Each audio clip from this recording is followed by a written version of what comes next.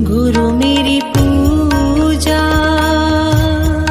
गुरु गोविंद गुरु मेरी महिमा कही जो कुछ कहूँ तुम्हारी कृपा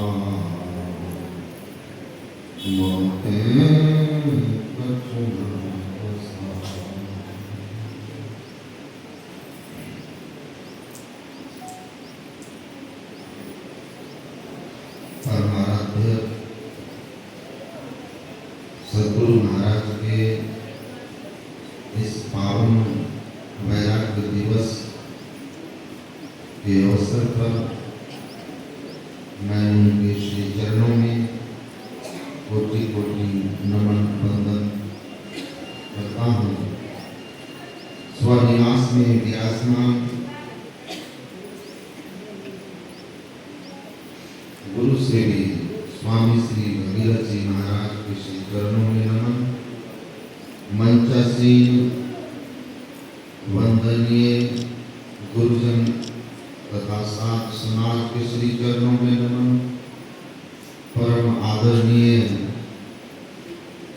माननीय पूर्णिया के लोकप्रिय विधायक महोदय, सत्संग प्रेमी महानुभावों, धर्मानुरागिणी माताओं एवं धर्मशीला बहनों, इस पावन मिट्टी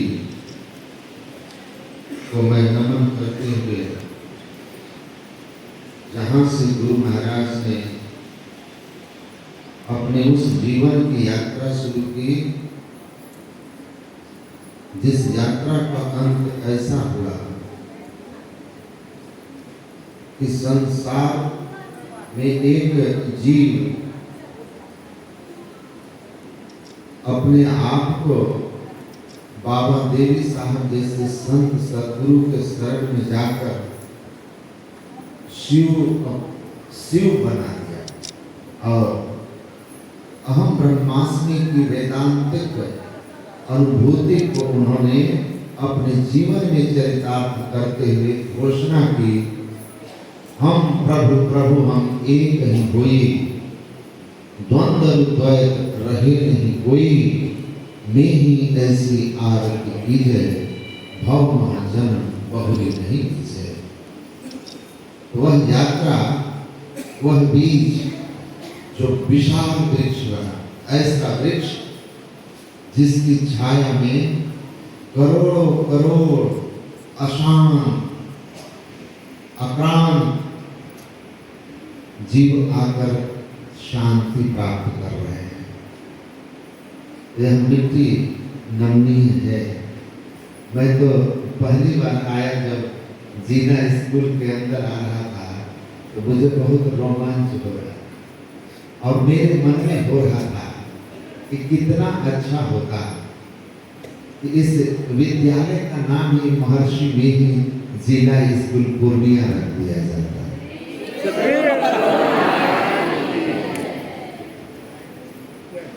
गुरु महाराज के नाम से भारत में कई जगह विद्यालय हैं, कॉलेज हैं, सरकारी स्कूल भी, प्राइमरी भी, मिडिल भी और हाई स्कूल भी। लेकिन यहाँ हो तो आनंद आ जाए। है महिमा है।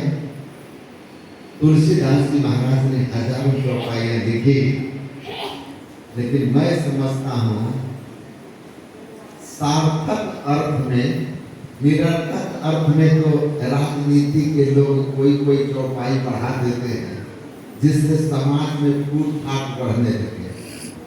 लेकिन गुरु महाराज ने तुलसीदास के लिखे इस चौपाई को इतना महिमावान बना दिया। देह धरे कर यही फल भाई, भजिए राम सब आम बिहाई। यह करोड़ों के जीवन को, दिशा को बदलने वाला, करोड़ों की दिशा देने वाला चौपाई, जीवन के मर्म को समझे। परमानंद ने कहा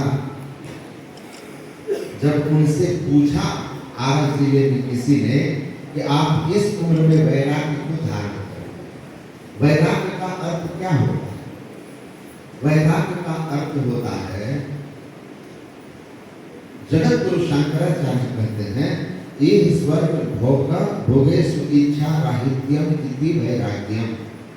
इस संसार के पंचभोग से लेकर समस्त स्वर्गों के भोग की जिसने कामना को बिल्कुल गमन की तरफ त्याग किया हो, उसी को वैराग्य कहते हैं। भगवान श्री कृष्ण कहते हैं वैराग्य है यदा ते मोह कलिलम बुद्धि व्यति करिष्यति तदा कंतासि श्रोतव्यस्य श्रुतस्य च। मनुष्य की बुद्धि उस परम अवस्था की ओर हो जाए, उस उच्च विवेक पूर्ण अवस्था में पहुंच जाए जहां जाने हुए, सुने हुए, अनुभव किए हुए से लेकर धर्म ग्रंथों में बताए हुए समस्त स्वर्गों के भोगों की कामना का त्याग कर दिया। ऐसी बुद्धि जिसकी हो गई वह वैरागी है। कहिए ताप के परम विरागी, दृढ़ समसिद्धि तीन गुण त्यागी, परम वैरागी। तो परमाराध्य की ऐसी ही स्थिति थी। आप जानते हैं, जब शास्त्री ने कहा आए थे और जब ब्राह्मणों ने कहा कि ये माता पिता और गुरु ऋण त्याग बिना, देव ऋण चुकाए बिना संन्यास धारण कर लिया है, इसलिए मरने के बाद इनको स्वर्ग क्या नरक में भी कठोर स्थान मिलेगा। और तब शास्त्री ने कहा यथार्थ, और तब गुरु महाराज कहते हैं मुझे स्वर्ग भी नहीं चाहिए। तो शास्त्री कहते हैं यथार्थ। तो उन्होंने कहा, उनके पिताश्री ने कहा कि दोनों में आप यथार्थ बोल रहे हैं। कहा पंडित जी लोग पौराणिक बातें बोल रहे हैं इसलिए यथार्थ, लेकिन आपके पुत्र वेदांत पढ़े नहीं हैं, पर जन्म जन्मांतर का ऐसा इनका तीव्र संस्कार है, ये बातें वेदांत की बोल रहे हैं, आत्मज्ञान की बोल रहे हैं, मोक्ष की बोल रहे हैं, जो पंडित जी लोगों की समझ में बड़ी ऊंची बात है, इसलिए यह भी यथार्थ है।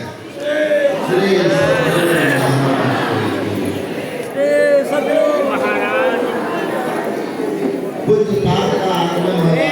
सदगुरु महाराज सदगुरु महाराज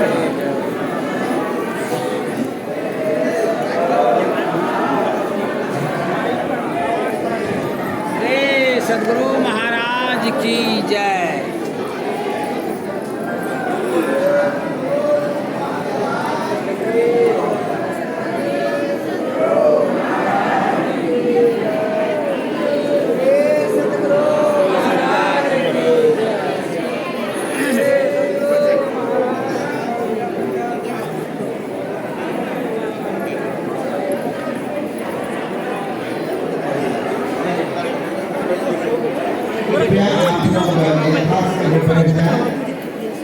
पूज्यपाद गुरु सेवी स्वामी श्री भगीरथ जी महाराज मंचा सिंह हो चुके हैं।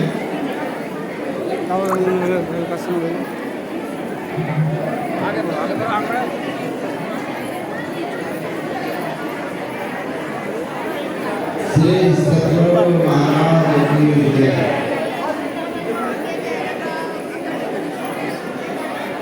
कृपया शांतिपूर्वक बैठ जाए।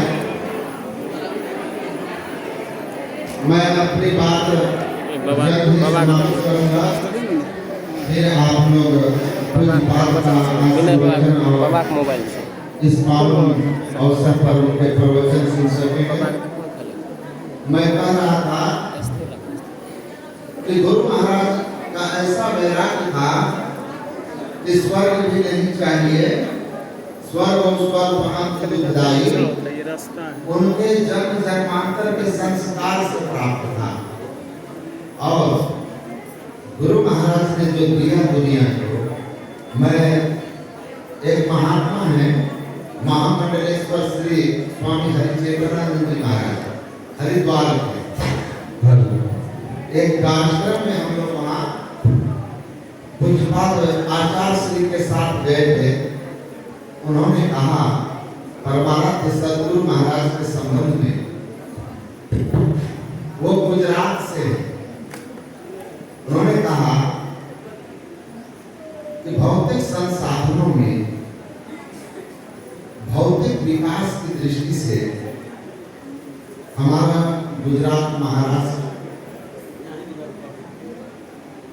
बिहार की तुलना में सड़क, बिजली, स्वास्थ्य, शिक्षा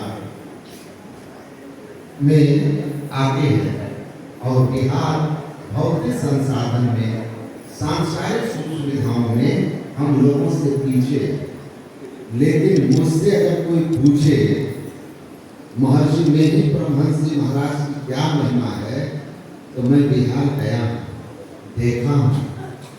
मैं आपसे कहता हूँ कि मैं यही कहूँगा कि भले कोई राज्य भौतिक संसाधनों में बिहार से आगे हो, लेकिन महर्षि मेरी की ये महिमा है कि उन्होंने आध्यात्मिक संसाधनों में बिहार को सबसे आगे कर सदगुरु महाराज की जय। गांव की अनपढ़ माताएं भी उस वेदांत को समझती है जिस वेदांत को उनसे पहले कोई अनपढ़ लोगों को नहीं पढ़ा सकता। ये गुरु महाराज की महिमा है। उन्होंने कहा कि जितने मनुष्य धार्य हैं प्रभु भक्ति कर सकते, सब संतन की बड़ी बलिहारी कहते हुए जहाँ सांप्रदायिक और पांथाई भावों को खत्म करके हम लोगों के बीच आपसी एकता को मजबूत करने का काम किया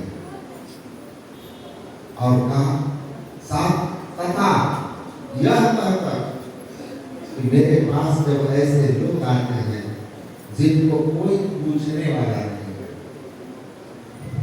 उनको यह ब्रह्म ज्ञान देकर मुझे बड़ी सुख मिलता है, शांति मिलती है। वो तो शांति को प्राप्त किए नहीं थे, लेकिन उनका ऐसा कहना यह प्रमाणित करता था कि परमाराध्य उस अंतिम पंक्ति के लिए सोच रहे थे जिनको कोई देखने वाला नहीं था। विप्र, भंगी, अपर, पढ़ुआ, पर्वतरी हो, निशांत हो, ब्राह्मण हो या भंगी हो, जो भी इस अध्यात्म ज्ञान को जीवन में अपनाएगा, इस संतमत ज्ञान को अपनाएगा, वह निश्चित रूप से मोक्ष को पाएगा। गुरु महाराज कहते हैं आप निश्चिंत रहिए। एक मिनट कुछ बात मुझे माइक की पढ़ने से मिला है, मैं 1-2 मिनट तो मैं बस इतना कह के अपनी वाणी को विराम दे रहा हूँ। मैं गोवा धर्म सम्मेलन में जा रहा था, तो जहाज पर प्लेन में एक आदमी मेरे साथ बैठे थे। उन्होंने कहा कि कहाँ जा रहे हैं, तो मैंने कहा कि गोवा के धर्म सम्मेलन में जा रहा हूँ और प्रवचन करने। बड़े बड़े धर्माचार्य बुला रहे थे देश विदेश में। तो उन्होंने कहा अच्छा आप कौन से मत से हैं? मैंने कहा कि संत मत से, महर्षि में ही बाबा वाला। मैंने कहा जी। उन्होंने कहा छोटे छोटे महात्मा हैं, छोटी छोटी संस्थाएं हैं जिनको 2-4 हजार किसी परंपराएं नहीं है, उनका नाम बहुत है नाम, देश दुनिया के लोग उनको जानते हैं। आपके आश्रम बहुत हैं, वो मुजफ्फरपुर से थे, एयरफोर्स के एक अधिकारी थे, गोवा में उनकी पोस्टिंग थी। तो आपके यहाँ आपके गुरु महाराज की इतनी बड़ी संस्था है, इतना बड़ा शिष्य परंपरा है, पर आपके गुरु महाराज को लोग देश भर में नहीं जानते, बहुत कम जानते। ऐसा क्यों? तो मैं हंसते हुए उनसे कहा आप 2 गौशाला, एक आश्रम, थोड़ी सी शिष्य परंपरा और दुनिया उनको जानती है। आप जिनको कह रहे हैं ना ऐसे संतों को, एक्चुअली में ज्यादातर इनमें से मीडिया मेड है, अखबारों ने, टेलीविजन ने, पैसों ने इनको जस कीर्ति दी है, इनको मीडिया बनाया है। और जो मीडिया मेड होते हैं ना, वो पैराशूटर्स होते हैं, तुरंत आकाश में चले जाते हैं, लेकिन वहां से जब जंप मारते हैं तो तो धीरे धीरे नीचे आते हैं और फिर उनकी जस कीर्ति खत्म हो जाती है। लेकिन हमारे गुरु महाराज ग्रास रूटर है, ये मीडिया मेड संत नहीं है, ये गुफा घाट की गुफा में बने हुए गुफा मेड संत है। इनकी कीर्ति धीरे धीरे धीरे वृक्ष की तरह अपनी जड़ें मजबूत किया। बांस बहुत दिन तक जड़ों को मजबूत करता है, तब अपनी ऊंचाई देता है। मैंने कहा गुफा मेड संत है, वो आत्मज्ञानी है, उनको अपने ज्ञान के प्रभाव से धीरे धीरे दुनिया जाने की, और कोई मीडिया उनको चाह के भी मिटा नहीं पाए। ऐसे महान संत जिन्होंने स्वयं अपना कल्याण किया और इस कल्याण के मार्ग को गांव गांव में घूम घूम करके कठिनाइयों के साथ और उन तक पहुंचाया जिन तक कोई जाना भी नहीं चाहता था। ऐसे महान संत इस वैराग्य दिवस पर मैं उनको सत सत नमन करता हूँ और उनके सानिध्य में रहकर के हमने गुरु महाराज की महिमा को साक्षात्कार किया है। पूज्य बात श्री स्वामी श्री भगीरथ जी महाराज, उनके भी श्री चरणों में नमन करता हुआ अपनी वाणी को विराम देता हूँ। बोलिए